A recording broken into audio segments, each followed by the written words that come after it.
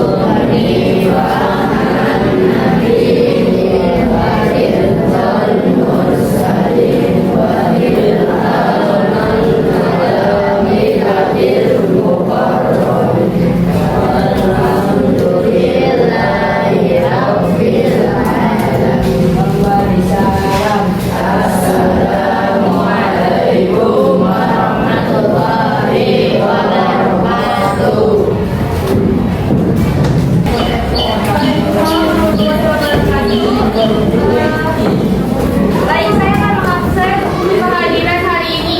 Siapa yang tidak masuk untuk hari ini?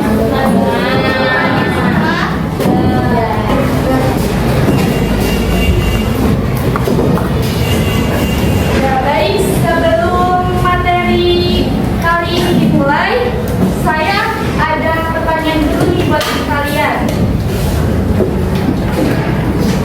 Jadi, apa sih yang dimaksud dengan negara kesatuan? Ada yang bisa jawab? Negara kesatuan adalah negara yang pemerintahannya satu dan terpadu. Ya, jadi benar jawabannya. Mari kita bahas tentang Indonesia sebagai negara kesatuan. Jadi, jelaskan apa yang dimaksud dengan negara kesatuan. Benar ya, negara kesatuan adalah negara pemerintahan yang dikuasai oleh pusat. Pengertiannya nih, boleh dilihat di layar depan. Pengertian negara kesatuan ialah negara kesatuan atau dari seks adalah bentuk negara yang kedaulatan dan kekuasaan tertinggi sepenuhnya berada di pemerintahan pusat. Dalam negara kesatuan, tidak ada negara bagian yang memiliki kedaulatan sendiri. Segala bentuk pemerintahan daerah bersifat delegasi dari pemerintah pusat. Indonesia menganut bentuk negara kesatuan, bukan federasi. Perbedaan negara kesatuan dan serikat atau dalam kurung federal dan contohnya seperti negara kesatuan, tetapi kekuasaan tertinggi dipegang oleh pemerintahan pusat, contohnya Indonesia. Negara serikat, kekuasaan dibagi antara pemerintahan pusat dan negara bagian, contohnya di Amerika Serikat dan Jerman. Terus perbedaan utama terletak pada distribusi kekuasaan dan kedaulatan antar wilayah. Ya, jadi pengertian negara kesatuan seperti contohnya pemerintahan daerah seperti mempunyai provinsi dan kabupaten. Mereka hanya melakukan atas perintah dari pusat. Mereka tidak punya kewenangan sendiri apabila tidak dilaksanakan oleh dari pemerintahan pusatnya langsung. Nah, semua tetap harus ada aturan pada pusatnya yang ada di Indonesia. Beda lagi nih dengan Amerika. Contohnya nih ya, contoh dari pusat pemerintahan negara kesatuan, contohnya Indonesia. Walaupun Indonesia punya banyak daerah, banyak budaya yang berbeda, semuanya tetap satu negara dan tunduk pada suatu pemerintahan pusat. Sebaliknya ada negara federal seperti Amerika Serikat. Di sana setiap negara bagiannya mempunyai aturan sendiri. Contohnya Amerika Serikat. Jadi Amerika Serikat itu mempunyai aturan sendiri. Bahkan tidak punya hukum yang berbeda dengan negara lain. Tetapi tetap bergabung sama dengan dalam satu negaranya. Lanjut kita bahas dasar hukum negara kesatuan.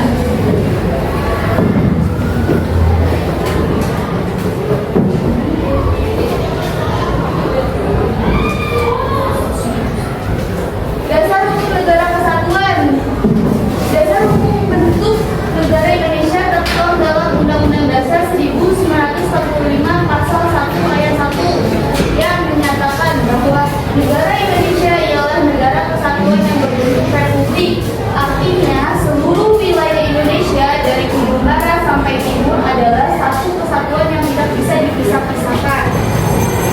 Ya, jadi perjalanan Indonesia menjadi negara kesatuan dimulai dari semangat perjuangan bersama saat melawan penjajah. Setelah proklamasi 1945, Indonesia sempat menjadi negara federal atau RIS ya.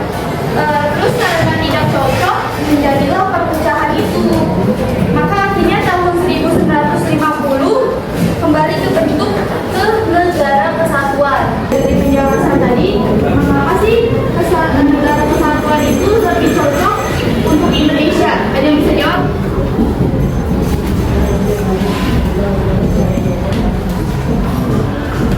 Bagus.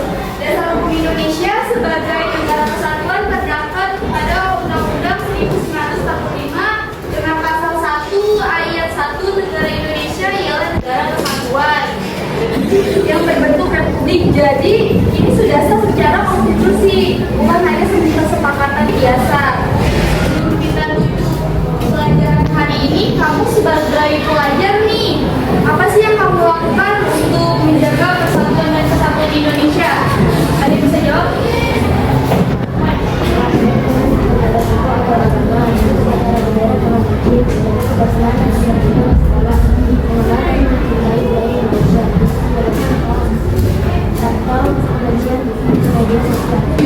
Ya, jawaban yang sangat bagus. Jadi hal sederhana seperti menghargai perbedaan, tertib pada upacara, menjaga kebersihan, mencintai kebudayaan, memang terlihat kecil tapi sangat berpengaruh dalam menjaga persatuan negara kita sendiri.